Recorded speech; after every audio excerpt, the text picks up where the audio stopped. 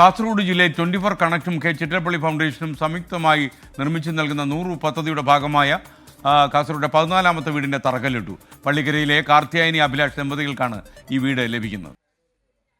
പള്ളിക്കര പഞ്ചായത്തിലെ 19ാം വാർഡിൽ താമസിക്കുന്ന കാർത്തിയായനി അഭിലാഷ് ദമ്പതികൾക്കാണ് ഇത്തവണ വീടൊരുങ്ങുന്നത്. ജില്ലയിലെ മാത്രം 14ാമത്തെ വീട്. അഭിലാഷിൻ്റെയും കാർത്തിയായനിയുടെയും തുച്ഛമായ വരുമാനത്തിലാണ് 2 കുട്ടികളടങ്ങുന്ന കുടുംബം മുന്നോട്ടു പോകുന്നത്.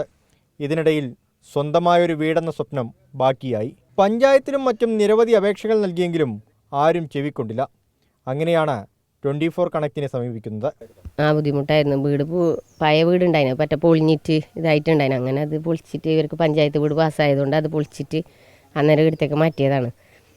പിന്നെ സാറിനെ വിളിച്ചിട്ടപ്പോൾ സാറ് പറഞ്ഞു ഇങ്ങനെയെല്ലാം ഉണ്ട് എന്നിട്ട് സാറെല്ലാ കാര്യങ്ങൾ ചെയ്തു തന്നിന്. അങ്ങനെ 24നും ഇനി ചിറ്റിലപ്പള്ളിനും നമ്മൾ നന്ദി അറിയിക്കുന്നു. സജീവൻ സാറിനും മനോജ് സാറിനും നന്ദി അറിയിക്കുന്നു. 24 കണക്റ്റിൻ്റെ പ്രവർത്തനം മാതൃകാപരമാണെന്ന് വാർഡ് മെമ്പർ സമീറ. പഞ്ചായത്തിൽ കൊടുത്തിട്ടുണ്ടായിരുന്നു, പക്ഷെ അത് പാസ്സാകാൻ പിന്നെ പഞ്ചായത്തിൽ നിന്ന് നമ്മൾ കുറച്ച് വൈകിട്ടല്ലേ കിട്ടുന്നത്. അതുകൊണ്ട് അവർ പറഞ്ഞോണ്ടായിരുന്നു, എന്നോട് എപ്പോഴും പറയലുണ്ടായിരുന്നു പഞ്ചായത്തിൽ നിന്ന് നോക്കാൻ വേണ്ടിയിട്ട്. അപ്പോൾ ഇങ്ങനെ ഒരു വീട് കൊടുത്തതിൽ സന്തോഷമുണ്ട്. ജില്ലയിൽ നിർമ്മാണം പൂർത്തിയാക്കിയ വീടുകളുടെ താക്കോൽദാനം ഉടനുണ്ടാകുമെന്ന് സംസ്ഥാന കോർഡിനേറ്റർ മനോജ് മാവേലിക്കര. കാസർഗോഡ് ജില്ലയിൽ മൊത്തം 15 വീടുകളാണ് നമുക്ക് പെർമിഷൻ ആയിട്ടുള്ളത്. അതിൽ 10 വീടുകളുടെ പണി പൂർത്തിയായിട്ടുണ്ട്.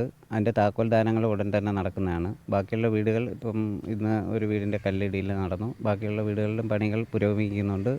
വളരെ ഫാസ്റ്റായിട്ട് തന്നെ പണികൾ നടക്കുന്നുണ്ട്. ജില്ലാ കോർഡിനേറ്റർ സജീവ് കുമാർ, താലൂക്ക് കോർഡിനേറ്റർ ഉദയകുമാർ, സാമൂഹ്യ രാഷ്ട്രീയ രംഗത്തെ പ്രവർത്തകർ എന്നിവർ ചടങ്ങിൽ പങ്കെടുത്തു. 24 കാസർഗോഡ്. എന്തായാലും നല്ല വീടുണ്ടാക്കി അവർ സന്തോഷമായിട്ട് താമസിക്കട്ടെ. നമ്മുടെ 24 ആശംസകൾ.